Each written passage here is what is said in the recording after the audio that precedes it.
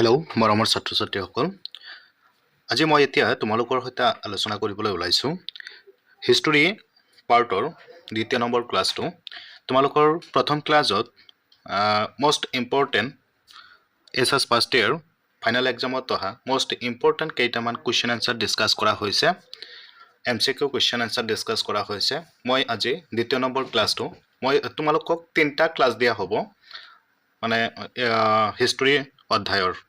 তোমালোকে মনোযোগেৰে এই ক্লাছ 3টা চাবা। ক্লাছ 3টা চালে তোমালোকৰ 100% তোমালোকৰ এই যেটো MCQ কুৱেশ্যন এনচাৰ 50 মাৰ্কৰ আহিব, ইয়াৰ পৰা 100% তোমালোকৰ কমন পৰিব।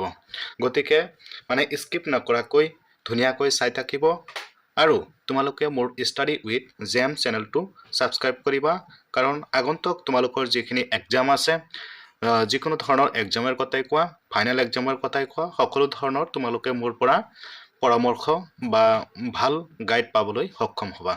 গতিকে আজি ক্লাছটো আৰম্ভ কৰিছোঁ, চাই থাকা।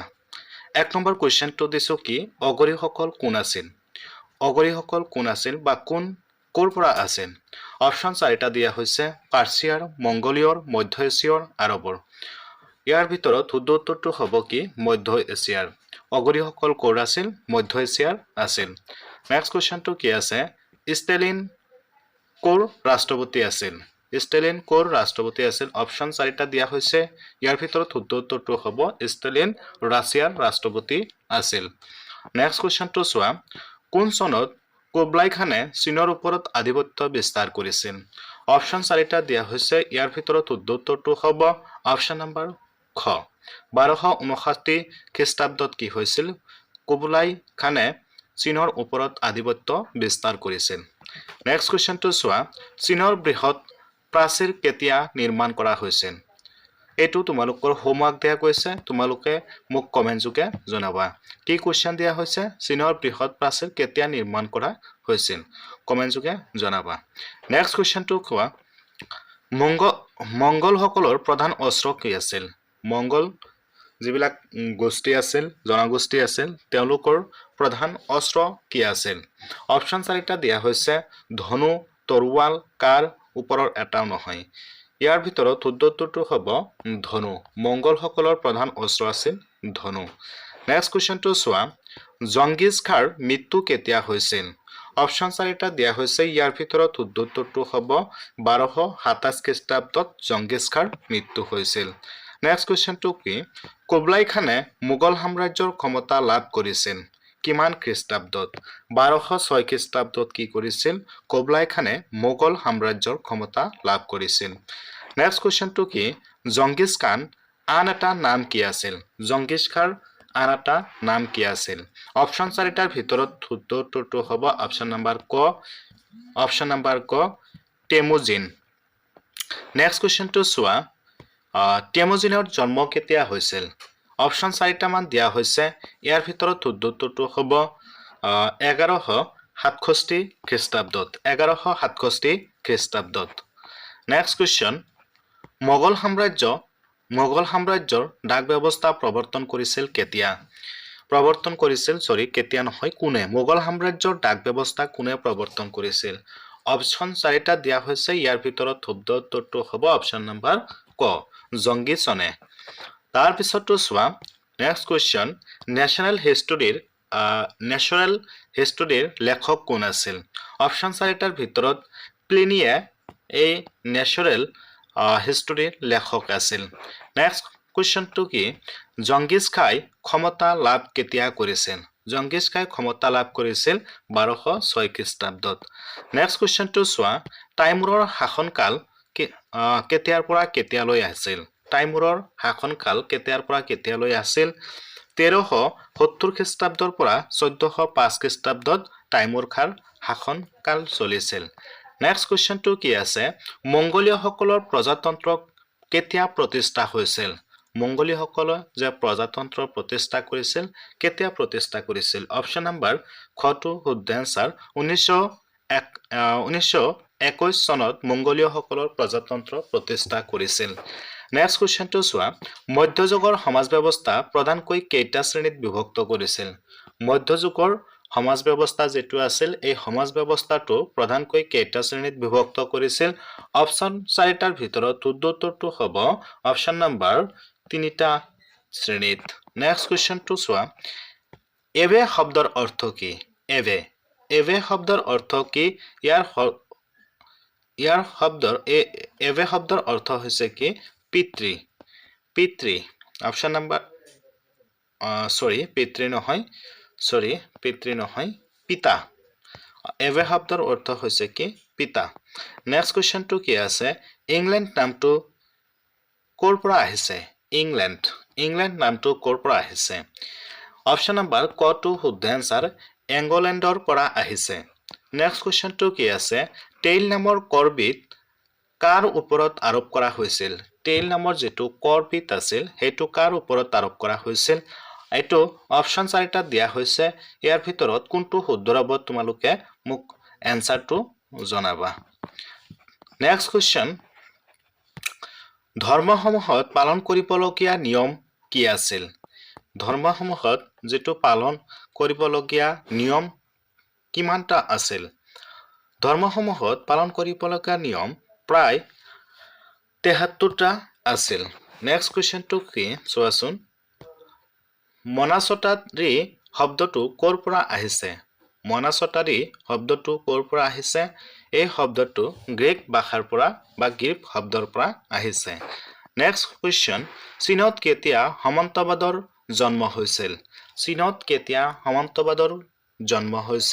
খ্ৰীষ্টাব্দপূৰ্ব 1100 চনত কি হৈছিল চীনত সাম্ৰান্তবাদৰ জন্ম হৈছিল নেক্সট কোৱেশ্চনটো কি কোন সময়ৰ পৰা ইউৰোপত সামন্তবাদৰ জনপ্ৰিয়তা বাঢ়ে অপচন কেইটাৰ ভিতৰত শুদ্ধ উত্তৰটো হ'ব অপচন নম্বৰ খ 14 শতিকাৰ পৰা কি হৈছিল ইউৰোপত সামন্তবাদৰ জনপ্ৰিয়তা বাঢ়ি গৈছিল নেক্সট কোৱেশ্চন কোন চনত ফ্ৰান্সত ধৰ্মীয় যুদ্ধ সংঘটিত হৈছিল অপচন 4টাৰ ভিতৰত শুদ্ধ উত্তৰটো হ'ব অপচন নম্বৰ ক 16 শতিকাত ধৰ্মীয় যুদ্ধ সংঘটিত হৈছিল ফ্ৰান্সত নেক্সট কোৱেশ্চন ফ্ৰান্সত কেতিয়াৰ পৰা সামন্তবাদৰ অৱসান কেতিয়া ঘটিছিল অপচন নম্বৰ ঘটো শুদ্ধ এনসাৰ 1789 চনৰ পৰা কি হৈছিল ফ্ৰান্সত সামন্তবাদৰ অৱসান ঘটিছিল নেক্সট কোৱেশ্চনটো চোৱা কোন চনত ইংলেণ্ডৰ পৰা সামন্তবাদৰ অৱসান ঘটিছিল ইংলেণ্ডৰ যেটো সামন্তবাদ এটোৰ অৱসান কেতিয়া ঘটিছিল 1066 খ্ৰীষ্টাব্দৰ পৰা ইংলেণ্ডৰ পৰা সামন্তবাদৰ অৱসান ঘটিছিল নেক্সট কোৱেশ্চনটো কি আছে চোৱাচোন কোন চনত ৰাছিয়াৰ সামন্তবাদৰ অৱসান ঘটে ৰাছিয়াত সামন্তবাদৰ অৱসান ঘটে 1917 চনত অপচন নম্বৰ ঘ শুদ্ধ এনসাৰ 1917 চনত কি হৈছিল ৰাছিয়াত সামন্তবাদৰ অৱসান ঘটিছিল নেক্সট কোৱেশ্চন কি আছে ষ্টেট জেনাৰেল কোন দেশৰ লগত জড়িত আছিল অপচন 4টা দিয়া হৈছে ইয়াৰ ভিতৰত শুদ্ধ উত্তৰটো হ'ব অপচন নম্বৰ ক নেক্সট কোৱেশ্চনটো কি আছে কোন চনত কোনটো তাৰিখত যীশু খ্ৰীষ্টৰ জন্মদিন হিচাপে পালন কৰা হয় কোন চনত বা কোন তাৰিখত যীশু খ্ৰীষ্টৰ জন্মদিন হিচাপে পালন কৰা হয় আমি সকলোৱে জানো যে 25 ডিসেম্বৰ খ্ৰীষ্টমাছ ডে হিচাপে পালন কৰা হয় এই দিনটোতে কি হৈছিল যীশু খ্ৰীষ্টৰ জন্ম হৈছিল নেক্সট কোৱেশ্চনটো চোৱা দা প্ৰিন্স নামৰ পুথিখন কোনে লিখিছিল এই পুথিখন লিখিছিল মেকিয়াভেলি অপচন নম্বৰ ক শুদ্ধ আনসাৰ নেক্সট কোৱেশ্চন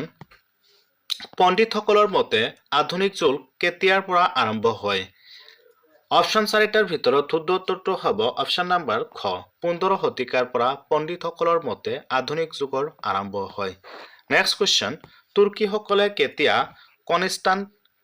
কনষ্টান্টিনোপল অধিকাৰ কৰিছিল অপচন 4টাৰ ভিতৰত শুদ্ধ উত্তৰটো হ'ব অপচন নম্বৰ ঘ 1453 খ্ৰীষ্টাব্দত হৈছিল next question all the dignity of men নামৰ পুথিখনৰ ৰচক কোন আছিল অপচন 4টাৰ ভিতৰত শুদ্ধ উত্তৰটো হ'ব অপচন নম্বৰ খ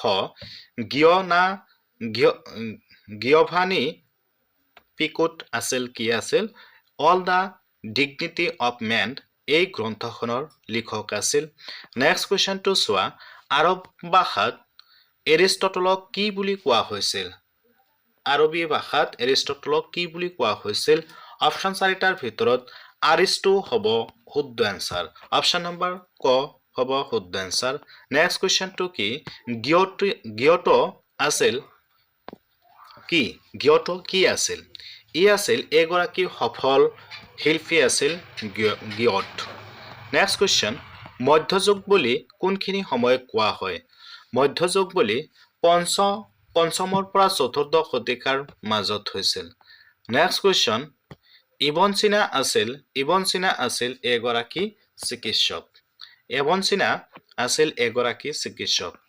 নেক্সট কোৱেশ্চন পৃথিৱীখন সূৰ্যৰ চাৰিওফালে ঘূৰে বুলি প্ৰথমে কোনে প্ৰমাণ কৰিছিল কোৱেশ্চন নম্বৰ কি কৈছে পৃথিৱীখন সূৰ্যৰ চাৰিওফালে ঘূৰে বুলি কোনে প্ৰমাণ কৰিছিল অপচন 4টা দিয়া হৈছে ইয়াৰ ভিতৰত শুদ্ধ উত্তৰটো হ'ব অপচন নম্বৰ ক বিখ্যাত গেলিলিঅই কি কৰিছিল পৃথিৱীখন যে সূৰ্যৰ চাৰিওফালে ঘূৰি ফুৰে সেইটো তেখেতে প্ৰমাণ কৰি দেখুৱাইছিল নেক্সট কোৱেশ্চনটো কি ছফা যন্ত্ৰৰ সহায়ত প্ৰকাশ কৰা পুথিখনৰ নাম কি ছফা যন্ত্ৰৰ সহায়ত প্ৰকাশ কৰা যিটো গ্ৰন্থ আছিল এই গ্ৰন্থখনৰ নাম হৈছে কি অপচন নম্বৰ খ শুদ্ধ এনসাৰ বাইবেল হ'ব শুদ্ধ এনসাৰ নেক্সট কোৱেশ্চনটো কি আছে এজন বুদ্ধিজীৱীৰ নাম লিখা যিজনে দেখুৱাইছিল যে জ্ঞান বিশ্বাসৰ পৰা পৃথক অপচন 4টাৰ ভিতৰত শুদ্ধ উত্তৰটো হ'ব অপচন নম্বৰ ঘ প্লেটো নেক্সট কোৱেশ্চনটো চোৱা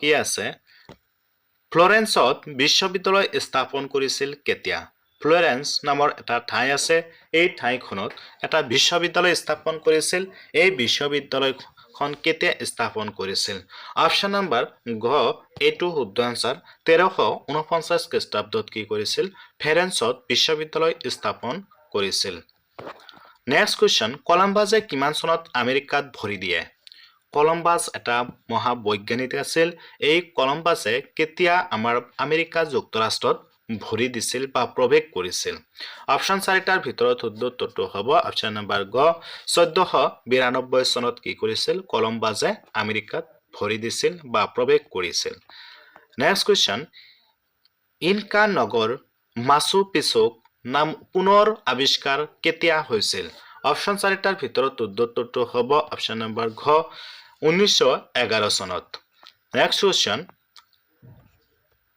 আজিলৈ তোমালোকৰ ইমানখিনিয়ে এমচিকিউ কোৱেশ্চন এনসাৰ ডিসকাস কৰা হল তোমালোকৰ এইটো 2 নম্বৰ ক্লাস আৰু এটা ক্লাস অহাকালিৰ ভিতৰত সোনকালে দিবৰ কাৰণে মই চেষ্টা কৰিম তোমালোকৰ যে দুটা ক্লাস শেষ হল ইতিমধ্যে তোমালোকে এই দুটা ক্লাস মনোযোগেৰে চোৱা তোমালোকৰ পৰীক্ষা যেহেতু নিশ্চয় কাক চাবিছে তোমালোকে ভালকৈ চোৱা এইখিনি তোমালোকে বহুতে ৰিকুৱেষ্ট কৰিছা যে লং কোৱেশ্চনৰ এনসাৰ লাগে মই দিবলৈ ট্ৰাই কৰি আছো মই যিমান পাৰো তোমালোকক হেল্প কৰিম তোমালোকে দুখ নকৰিবা যে মই দিয়া নাই বুলি মই দিবলৈ চেষ্টা কৰি আছো মই যিমান পাৰো হিমান মই চেষ্টা কৰি আছো তোমালোকে লগতে মোৰ ষ্টাডি উইথ জেম চেনেলটো প্লিজ সাবস্ক্ৰাইব কৰি দিবা কাৰণ আগন্তুক তোমালোকৰ যিবিলাক এক্সাম আছে সেইবিলাক এক্সামৰ কাৰণে মই তোমালোকক যিমান পাৰো হেল্প কৰিবলৈ চেষ্টা কৰিম গতিকে তোমালোকৰ সৈতে আজি ইমানখিনি তোমালোকে ভালকৈ পঢ়া চিন্তা নকৰিবা সকলোৱে পাস কৰিব পাৰিবা আৰু ভাল নম্বৰো পাবা গতিকে আজি তোমালোকৰ সৈতে ইমানেই ধন্যবাদ কুশলে থাকা ভালে থাকা